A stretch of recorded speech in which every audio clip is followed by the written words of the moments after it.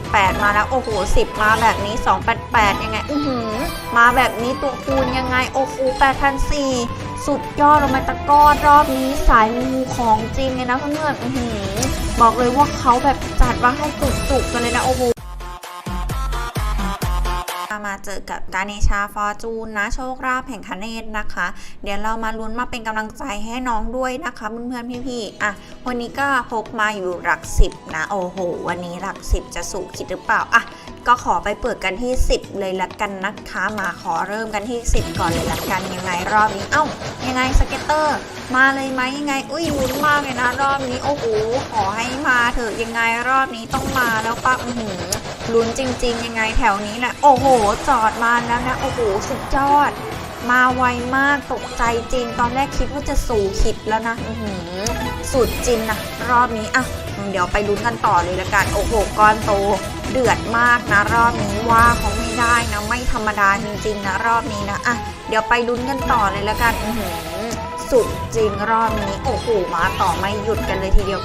ยังไงตัวคูณมาขนาดนี้โอ้โหสุดยอด1,800ไปเลยนะเพื่อนๆบอกเลยว่ารอบนี้เขาสุดจริงนะจ้าโอ้โหยังไงก้อนโตระดับซูเปอร์ไปเลยนะรอบนี้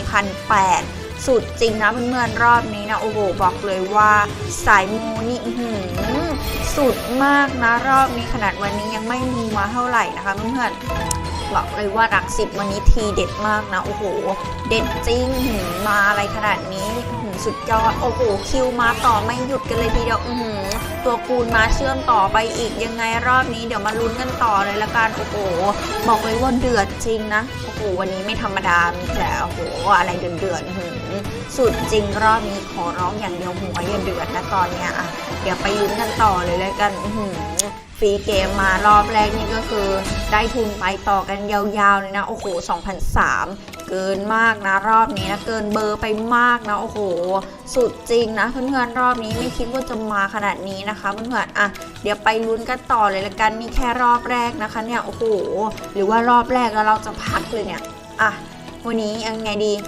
ไม่เอาดีกว่าเดี๋ยวไปต่อดีกว่าบอกเลยว่าเรามันแบบนักปั้นสายสุดอยู่แล้วนะไปให้สุดแมปกันเลยละกันมาเดี๋ยวไปลุ้นกันต่อโอ้โหเจ้าหญิงมาแบบเงียบๆสุดจริงรอบนี้ไหลยาวๆเจ้าชายมาต่ออีก400โอ้โหก้อนโตยังไงก้อนนี้รอบแรกเดือดจริงมาอีก 2,000โอ้โหสุดจริงไปต่อกันเลยละกันมาขอไปที่40กดซื้อไปเลยละกันมาเอาไงดีก็ซื้อไปเลยละกันเพื่อนๆจัดไปเลยละกันบอกแล้วใจถึงได้แน่นอนนะจ๊ะเดี๋ยวมาลุ้นกันเลยละกันรอบนี้จะแบบเกลือหรือเปล่านะถ้าเกลือนี่ต้องหยุดพักกันเลยทีเดียวนะคะแต่ถ้าไม่เกลือต้องไปให้สุดเป็นแน่นอนนะเพื่อนเกมนี้นะคะเข้าสเก็ตเตอร์4ตัวนะลุ้นกันแค่4ตัวนะจ๊ะเข้าฟรีเกมนะแล้วเราก็จะได้ตัวคูณด้วยนะคะแล้วก็เป็นอีก1เกมนะเพื่อนๆแนวคอมโบนะคะเปลี่ยนพอร์ตนะจากขอบเงินเป็นขอบทองแล้วก็มาเป็นวายนะคะเพื่อนไปต่อกันยาวๆเลยละกันรอบนี้นะวัวมาเชื่อมต่อตัวคูณมาแบบนี้โอ้โหยังไงรอบนี้864สวยจริงโอ้โหไหลกันยาวๆโอ้โหมาต่อแบบปังๆเลยนะเพื่อนๆรอบนี้นะว่าเขาไม่ได้นะโอ้โหเมกะ1,500ไม่ธรรมดาจริงๆนะรอบนี้สายบอกเลยว่าต้องยกให้เขาเป็นที่1เลยนะโอ้โหรอบนี้คือมาแบบปังเวอร์นะโอ้โหเดือดมากนะจ๊ะรอบนี้นะ10มาเชื่อมต่อเลยละกันโอ้โหไหลไม่หยุดกันเลยทีเดียวมาต่ออีก60ไปเลยนะสุดจริงนะเพื่อนๆรอบนี้ไหลกันยาวๆที่72เลยนะโอ้โหของจริงนะสายมูรอบนี้บอกเลยว่าไม่ธรรมดาของจริงมาต่อที่786ไปเลยนะโอ้โหสุดจริงคิวมาต่ออีก288ไหลกันยาวๆเคมาเชื่อมต่ออีก144โอ้โหไหลแบบเดือดมากนะรอบนี้สุดจริงโอ้โหยังไงก้อนโตก้อนนี้โอ้โห1,200ไปเลยนะเพื่อนๆบอกเลยว่าของจริงนะมาต่อยาวๆเลยละกันยังไง48มาแล้วโอ้โห10มาแบบนี้288ยังไงมาแบบนี้ตัวคูณยังไงโอ้โห8,400สุดยอดลงมาตะก้อนรอบนี้สายมูของจริงเลยนะเพื่อนๆบอกเลยว่าเขาแบบจัดมาให้จุกๆกันเลยนะโอ้โหซูเปอร์ 9,000สุดยอดบอกเลยว่ามันปังมากนะเจ้าโอ้โหมาแต่ละดอกนี่คือสวยงามพระแปดกันไปเนี่ยสุดจริงรอบนี้โอ้โหบอกเลยว่าไม่ธรรมดามากนะขอไปกันที่รอบนี้แหละ จัดไปเลยละกันรอบนี้ยังไงเดี๋ยวมาลุ้นกันต่อเลยละกันเดี๋ยวขอกดเทอร์โบหน่อยละกันนะคะเพื่อนๆมาลุ้นต่อเลยละกันยังไงโอ้โหบอกเลยว่าซื้อฟีเจอร์รอบ40นี่ไม่ธรรมดานะเจ้าหญิงมาเงียบๆ 2,500 สวยดิโอ้โหบอกเลยว่ามาเงียบๆเขาไม่ธรรมดาแน่นอนนะโอ้โห 2,560 ไปเลยนะสุดจริงนะเพื่อนๆบอกเลยว่ามันไม่ธรรมดาแน่นอนนะสายมูวงการสายมูนี่เข้าแล้วออกยากจริงๆนะเพื่อนอ่ะมาลุ้นกันต่อเลยละกันเจ้าหญิงมากันแบบไม่หยุดทีเดียวนะโอ้โหอะไรจะเดือดขนาดนี้เนี่ยรอบนี้นะสุดยอดไปกันต่อยาวๆเลยไหลกันยาวๆโอ้โหเจ้าชายมาอีก200มาอีก64ยังไงรอบนี้โอ้โหมาอีก13210ก็มาอีกโอ้โหเจ้าหญิงมาต่อไม่ต้องพักกันเลยทีเดียวนะสุดยอดบอกเลยว่ามันปังกันแบบปัวๆเลยนะ912ไปกันต่อสิคะไปต่อไม่รอแล้วนะบอกเลยว่าไปให้สุดแน่นอนนะเพื่อนๆรอบนี้นะมาต่อยาวๆเจ้าชายมาต่ออีก50ยังไงโอ้โหรุ้นกันเลยละกันขยับไปต่อเลยละกันโอ้โหวันนี้บอกเลยว่าสู้กันขาดใจแน่นอนให้แบบให้รู้กันไปเลยว่าวันนี้ใครจะรุ่งใครจะร่วงนะมาลุ้นต่อเลยละกันเพื่อนๆรอบนี้ยังไงก้อนทองอะไรไม่รู้นะมาลุ้นต่อเลยละกัน A มาเชื่อมต่อยังไงเจ้าชายมาต่ออีก225 Y มาเชื่อมต่ออีก126โอ้โหสุดจริงรอบนี้ไหลกันยาวๆบอกเลยว่าไหลไม่พักโอ้โหเจ้าหญิงมาต่อที่450Y มาเชื่อมต่ออีก876โอ้โห